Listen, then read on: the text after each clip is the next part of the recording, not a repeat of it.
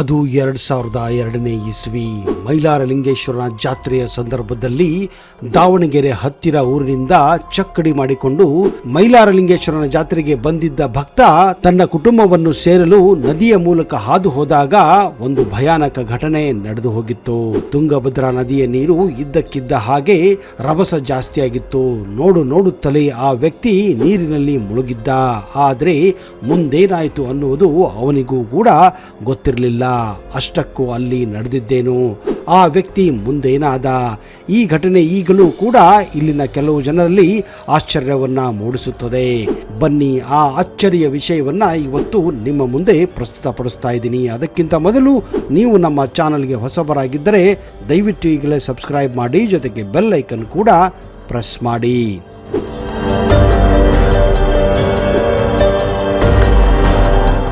ನಮಸ್ಕಾರ ಸ್ನೇಹಿತರೆ, ನಿಮಗೆಲ್ಲ ಆತ್ಮೀಯ ಹಾಗೂ ಅದ್ದೂರಿ ಸ್ವಾಗತ.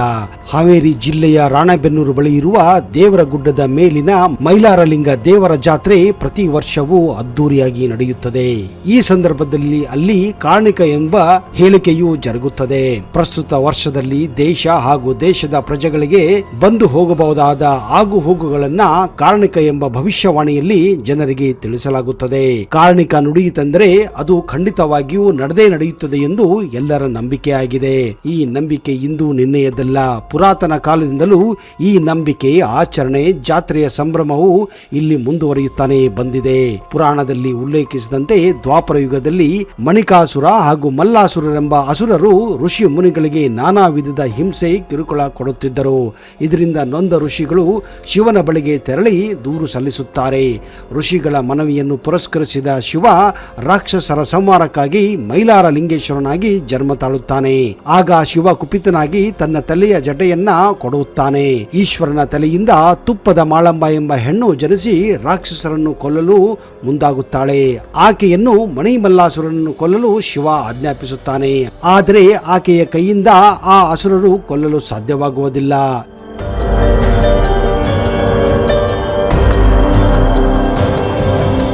ಶಿವನು ಕುಪಿತನಾಗಿ ಮಾರ್ತಂಡ ಭೈರವನಾಗುತ್ತಾನೆ. ಅವನ ವೇಷ ಹಳದಿ ಬಣ್ಣದ ಪೀತಾಂಬರ, ಹುಲಿ ಚರ್ಮ, ಕಂಬಳಿಯ ನಿಲುವಂಗಿ, ಟೊಪ್ಪಿಗೆ, ಕಿರೀಟ, ಕೈಯಲ್ಲಿ ಖಡ್ಗ, ತ್ರಿಶೂಲ, ಡಮರು, ಪಾನಪಾತ್ರೆ ಅಂದರೆ ಡೋಣಿ, ಹಣೆಗೆ ಭಂಡಾರ, ಹುಬ್ಬುಗಳ ನಡುವೆ ಕುಂಕುಮ, ಆಮೇಲೆ ಬಿಳಿ ಕುದುರೆ ಏರಿ ರಭಸದಿಂದ ಮೈಲಾರಲಿಂಗೇಶ್ವರ ಮುನ್ನುಗ್ಗುತ್ತಾನೆ. ಮೈಲಾರನ ಉಗ್ರಕೋಪದಿಂದ ಡಮರು ಬಾರಿಸಿದರೆ 3 ಲೋಕ ನಡುಗುತ್ತದೆ. ಮೈಲಾರ ಈ ಇಬ್ಬರು ರಾಕ್ಷಸರನ್ನ ಸಂಹರಿಸುತ್ತಾನೆ. ಮುಂದೆ ಪಾರ್ವತಿ ರೂಪದಲ್ಲಿದ್ದ ತುಪ್ಪದ ಮಾಳಮ್ಮನನ್ನ ಮದುವೆಯಾಗುತ್ತಾನೆ. ಹೀಗಾಗಿ ಅವರು ಈ ಪ್ರಾಂತ್ಯದ ಜನರಿಂದ ಭಕ್ತಿಯಿಂದ ಪೂಜಿಸಲ್ಪಡುತ್ತಾರೆ. ಅಂತೆಯೇ ಶಿವ ಮೈಲಾರನ ರೂಪದಲ್ಲಿ ಗೊರವರ ಜೊತೆ ಯುದ್ಧಕ್ಕೆ ಬಂದಿದ್ದರಿಂದ ಈ ಸಮುದಾಯದ ಒಬ್ಬರು ಕಟ್ಟುನಿಟ್ಟಿನ ವ್ರತಾಚರಣೆ ನಡೆಸಿ ಮೈಲಾರ ಉತ್ಸವದ ಕೊನೆಯ ದಿನ ದೈವವಾಣಿ ಅಂದರೆ ಕಾರ್ಣಿಕವನ್ನು ನುಡಿಯುವುದು ಸಂಪ್ರದಾಯವಾಗಿದೆ. ಶಿವನ ಇವರ ರೂಪದಲ್ಲಿ ಕಾಣಿಸಿಕೊಂಡು ಭವಿಷ್ಯ ನುಡಿಯುತ್ತಾನೆ ಎನ್ನುವ ನಂಬಿಕೆ ಇಲ್ಲಿದೆ. ಮೈಲಾರ ಸುತ್ತ ಬರೀ ಗುಡ್ಡುಗಾಡುಗಳು ಇದ್ದು ಪಕ್ಕದಲ್ಲಿ ತುಂಗಭದ್ರಾ ನದಿ ಹರಿಯುತ್ತದೆ. ಕೇವಲ ಒಂದು ಕಡೆ ಮಾತ್ರ ಇದಕ್ಕೆ ದಾರಿ ಇದೆ. ಹೀಗಾಗಿ ಈ ಜಾತ್ರೆಗೆ ಅಥವಾ ಗ್ರಾಮಕ್ಕೆ ಸುತ್ತುವರೆದುಕೊಂಡು ಬರುವುದರಿಂದ ಕಂಕಣ ಸುತ್ತಿ ಮೈಲಾರಕ್ಕೆ ಎಂಬ ಗಾದೆ ತನ್ನ ಖ್ಯಾತಿಯನ್ನು ಇಂದಿಗೂ ಉಳಿಸಿಕೊಂಡಿದೆ. ಗ್ರಾಮಕ್ಕೆ ಹೊಂದಿಕೊಂಡಿರುವ ನದಿ ಉಂಗುರಾಕಾರವಾಗಿ ಗೋಚರಿಸುವುದರಿಂದ ಉಂಗಾರ ಎಂದು ಕೂಡ ಈ ಒಂದು ಪ್ರದೇಶಕ್ಕೆ ಹೆಸರು ಬಂದಿದೆ.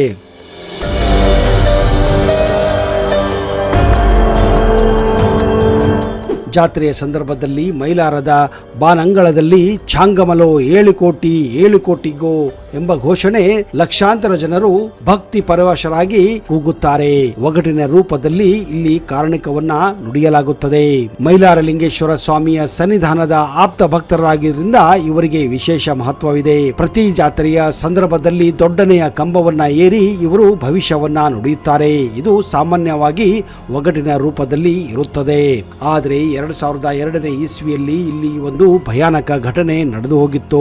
ಜಾತ್ರೆಗೆಂದು ಒಂದು ಕುಟುಂಬ ದಾವಣಗೆರೆ ಜಿಲ್ಲೆಯ ಜರಿಕಟ್ಟಿ ಗ್ರಾಮದಿಂದ ಮೈಲಾರಲಿಂಗೇಶ್ವರನ ಜಾತ್ರೆಗೆ ಬಂದಿತ್ತು. ಮಹದೇವಪ್ಪ ಎನ್ನುವರ ಕುಟುಂಬ ಶತಮಾನಗಳಿಂದ ಮೈಲಾರಲಿಂಗೇಶ್ವರನ ಜಾತ್ರೆಗೆ ಚಕ್ಕಡಿಯ ಮೂಲಕವೇ ಜರಿಕಟ್ಟಿ ಗ್ರಾಮದಿಂದ ಪ್ರತಿ ವರ್ಷ ತಪ್ಪದೆ ಮೈಲಾರಲಿಂಗೇಶ್ವರನ ದರ್ಶನ ಪಡೆಯಲು ಜಾತ್ರೆಯಲ್ಲಿ ಪಾಲ್ಗೊಳ್ಳುತ್ತಿದ್ದರು. ಆ ಮೈಲಾರಲಿಂಗೇಶ್ವರನ ಆಶೀರ್ವಾದದಿಂದಲೇ ಅವರ ಕುಟುಂಬವು ಇಂದು ಒಳ್ಳೆಯ ಸ್ಥಿತಿಯಲ್ಲಿದೆ ಎಂದು ಅವರ ನಂಬಿಕೆ ಆಯ್ಕೆಯಾಗಿತ್ತು. ಆ ವರ್ಷವೂ ಕೂಡ ಚಕ್ಕಡಿಯನ್ನೇ ಮಾಡಿಕೊಂಡು ಮೈಲಾರಲಿಂಗೇಶ್ವರನ ಜಾತ್ರೆಗೆ ಎಲ್ಲರೂ ಹೋಗಲು ನಿರ್ಧಾರ ಮಾಡಿದ್ದರು. ಮಹದೇವಪ್ಪ ಅವರ ಕುಟುಂಬದ ಸದಸ್ಯರು ಚಕ್ಕಡಿಯ ಗಾಡಿಯನ್ನು ಮಾಡಿಕೊಂಡು ತುಂಗಭದ್ರಾ ನದಿಯ ಇನ್ನೊಂದು ಭಾಗವನ್ನ ತಲುಪಿದ್ದರು. ಮಹದೇವಪ್ಪನಿಗೆ ತಾನು ಬೆಳೆದಂತಹ ಬೆಳೆಯನ್ನ ಹಾವೇರಿ ಎಪಿಎಂಸಿಯಲ್ಲಿ ಮಾರಬೇಕೆಂದು ಅಲ್ಲಿನ ಒಬ್ಬ ದಲ್ಲಾಳಿಯ ಜೊತೆ ಸ್ವಲ್ಪ ಕೆಲಸವಿತ್ತೆಂದು ಹಾವೇರಿಗೆ ಹೋಗಿರುತ್ತಾನೆ. ಆಮೇಲೆ ತನ್ನ ಕುಟುಂಬವನ್ನು ಸೇರಬೇಕೆಂದು ನಿರ್ಧಾರ ಮಾಡುತ್ತಾನೆ. ಆದರೆ ಆ ಕೆಲಸ ಕೊಂಚ ಸಮಯ ಹಿಡಿದಿದ್ದರಿಂದ ಅವನಿಗೆ ಮೈಲಾರ ತಲುಪಲು ಸ್ವಲ್ಪ ಹೊತ್ತಾಗುತ್ತದೆ.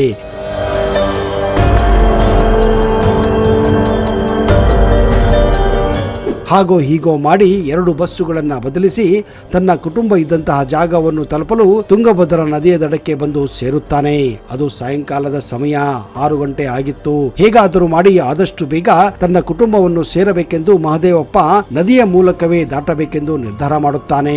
ಕಾರಣ ರಸ್ತೆಯ ಮೂಲಕ ಹೋದರೆ ಲೇಟ್ ಆಗಬಹುದು ಎಂದು ಅವನ ಅನುಮಾನವಿತ್ತು. ಮಹದೇವಪ್ಪನಿಗೆ ಈಜು ಚೆನ್ನಾಗಿ ಬರುತ್ತಿತ್ತು. ಇದೇ ಕಾರಣ ಅವನು ಧೈರ್ಯ ಮಾಡಿ ತುಂಗಭದ್ರಾ ನದಿಯನ್ನು ದಾಟಿ ಹೋದರೆ ತನ್ನ ಕುಟುಂಬದ ಜೊತೆ ಜಾತ್ರೆಯಲ್ಲಿ ಪಾಲ್ಗೊಳ್ಳಬಹುದು ಎಂದು ಹಾಗೂ ತನ್ನ ಮಗನನ್ನು ಸುಮಾರು 15 ದಿನಗಳಿಂದ ಅವನು ನೋಡಿರಲಿಲ್ಲ. ಆ ಒಂದು ಆತರದಿಂದಲೇ ತುರಾತುರಿಯಾಗಿ ನದಿಯನ್ನು ದಾಟಲು ನಿರ್ಧಾರ ಮಾಡುತ್ತಾನೆ. ಇದೇ ಸಮಯದಲ್ಲಿ ಕೆಲವೊಬ್ಬರು ಒಬ್ಬರನ್ನೊಬ್ಬರು ಹಿಡಿದುಕೊಂಡು ಅವನ ಕಣ್ಣ ಮುಂದೆ ನದಿಯನ್ನು ಕೂಡ ದಾಟುತ್ತಾರೆ. ಇದು ಅವನಿಗೆ ಕೊಂಚ ಧೈರ್ಯವನ್ನು ಕೂಡ ತಂದುಕೊಟ್ಟಿತ್ತು. ಇನ್ನೇನು ತನ್ನ ಬಟ್ಟೆಯನ್ನು ತೆಗೆದು ಅವುಗಳನ್ನ ಕೈಯಲ್ಲಿ ಹಿಡಿದುಕೊಂಡು ಮೆಲ್ಲಕ್ಕೆ ನದಿಯ ನೀರಿನಲ್ಲಿ ಮಹದೇವಪ್ಪ ಇಳಿಯುತ್ತಾನೆ. ಅಲ್ಲಿಯವರೆಗೆ ಆ ನದಿಯ ನೀರು ಸರಳವಾಗಿಯೇ ಹೋಗುತ್ತಿತ್ತು. ಮಹದೇವಪ್ಪ ಆಗಲೇ ಕಾಲು ಭಾಗ ನದಿಯನ್ನು ದಾಟಿದ್ದ. ಅಷ್ಟರಲ್ಲಿ ಅವನ ಕಣ್ಣಾರೆ ಇಬ್ಬರು ನದಿಯನ್ನು ದಾಟಿ ಬಿಟ್ಟಿದ್ದರು. ಇನ್ನು ಸ್ವಲ್ಪ ಹೊತ್ತಿನಲ್ಲಿಯೇ ತಾನು ಕೂಡ ನದಿಯನ್ನು ದಾಟುತ್ತೇನೆ, ಮಗನನ್ನು ಭೇಟಿಯಾಗುತ್ತೇನೆ ಎಂದು ಖುಷಿಯಲ್ಲಿದ್ದ. ಹೀಗೆ ಮಾಡುತ್ತಾ ನದಿಯ ಮಧ್ಯಭಾಗವನ್ನು ತಲುಪುತ್ತಾನೆ. ಆದರೆ ಅದೇನಾಯ್ತೋ ಗೊತ್ತಿಲ್ಲ, ರಭಸವಾಗಿ ನೀರು ಬರಲು ಪ್ರಾರಂಭಿಸುತ್ತದೆ. ನೋಡುತ್ತಲೇ ಆ ಕಡೆ ಈ ಕಡೆ ನೀರು ಜೋರಾಗುತ್ತದೆ. ನದಿಯ ಮಧ್ಯಭಾಗದಲ್ಲಿದ್ದ ಮಹದೇವಪ್ಪ ಗಾಬರಿಯಾಗುತ್ತಾನೆ. ಜೋರಾಗಿ ಈಜಲು ಪ್ರಾರಂಭಿಸುತ್ತಾನೆ. ಆದರೆ ನದಿಯ ನೀರು ಇನ್ನೂ ರಭಸವಾಗಿ ಬರಲು ಪ್ರಾರಂಭಿಸುತ್ತದೆ.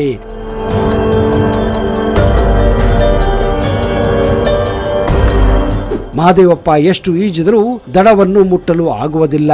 ನದಿಯ ನೀರು ರಭಸಕ್ಕೆ ಅವರನ್ನೇ ಎತ್ತಿಕೊಂಡು ಹೋಗುತ್ತದೆ.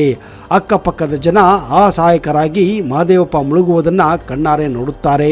ಜೋರಾಗಿ ಕೂಗುತ್ತಾರೆ, ಯಾರಾದರೂ ಸಹಾಯ ಮಾಡಿ ಎಂದು. ಆದರೆ ನೀರಿನಲ್ಲಿ ಬಿದ್ದ ವ್ಯಕ್ತಿಯನ್ನು ಸಹಾಯ ಮಾಡಲು ಹೋದರೆ ಆ ವ್ಯಕ್ತಿ ಕೂಡ ತನ್ನ ಪ್ರಾಣವನ್ನು ಕಳೆದುಕೊಳ್ಳಬಹುದು ಎಂದು ಅಲ್ಲಿನ ಜನರು ಅವನ ಸಾವನ್ನೇ ಕಣ್ಣಾರೆ ನೋಡುತ್ತಾರೆ. ಮಹದೇವಪ್ಪ ಕೂಡ ತನ್ನ ಜೀವನದ ಮೇಲೆ ಆಸೆಯನ್ನು ಬಿಟ್ಟು ಬಿಡುತ್ತಾನೆ. ಹೆದರಿಕೊಂಡು ಮುಳುಗಲು ಪ್ರಾರಂಭಿಸುತ್ತಾನೆ. ಅವನ ಕಣ್ಣ ಮುಂದೆ 8 ವರ್ಷದ ಮಗ ಕಾಣುತ್ತಾನೆ. ಆದರೆ ಅವನ ಸಹಾಯಕ್ಕೆ ಯಾರು ಕೂಡ ಬರುವುದಿಲ್ಲ. ತನ್ನ ಕತೆ ಮುಗಿಯಿತು ಎಂದು ಮಹದೇವಪ್ಪ ಕೊನೆಯ ಬಾರಿ ಕಣ್ಣು ಮುಚ್ಚುತ್ತಾನೆ. ಆದರೆ ಅದೆಂತ ಚಮತ್ಕಾರವೋ ಅದೆಂತ ಪವಾಡವೋ ಗೊತ್ತಿಲ್ಲ, ಅವನನ್ನ ಯಾರೋ ಕೈಯಾರೆ ಎತ್ತುಕೊಂಡು ದಡಕ್ಕೆ ತಂದು ಸೇರಿಸಿದನೆಂದು ಅಲ್ಲಿನ ಜನರು ಹೇಳುತ್ತಾರೆ. ಅವನ ಸಹಾಯಕ್ಕೆ ಯಾರು ಕೂಡ ಬರಲಿಲ್ಲ. ತನ್ನ ಕತೆ ಮುಗಿಯಿತು ಎಂದು ಮಹದೇವಪ್ಪ ಕಣ್ಣು ಮುಚ್ಚುತ್ತಾನೆ. ಆದರೆ ಸ್ವಲ್ಪ ಹೊತ್ತಿನ ನಂತರ ಅವನು ಕಣ್ಣು ತೆಗೆದಾಗ ಅವನ ಮುಂದೆ ಅವನ ಪೂರ್ತಿ ಕುಟುಂಬ ಹಾಗೂ ಅವನು 8 ವರ್ಷದ ಮಗ ಇದ್ದ. ಅದೇನೋ ಚಮತ್ಕಾರವೋ ಅದೇನೋ ಪವಾಡವೋ ಗೊತ್ತಿಲ್ಲ. ಅವನು ಕಣ್ಣು ತೆಗೆದಾಗ ಅವನ ಕಣ್ಣ ಮುಂದೆ ಇಡೀ ಕುಟುಂಬವೇ ಇತ್ತು. ಆಗ ಅವನಿಗೆ ಅನಿಸಿತ್ತು, ಯಾರೋ ಕೈಯಾರೆ ತನ್ನನ್ನ ಎತ್ತಿಕೊಂಡು ಬಂದು ದಡಕ್ಕೆ ಸೇರಿಸಿದರು ಎಂದು.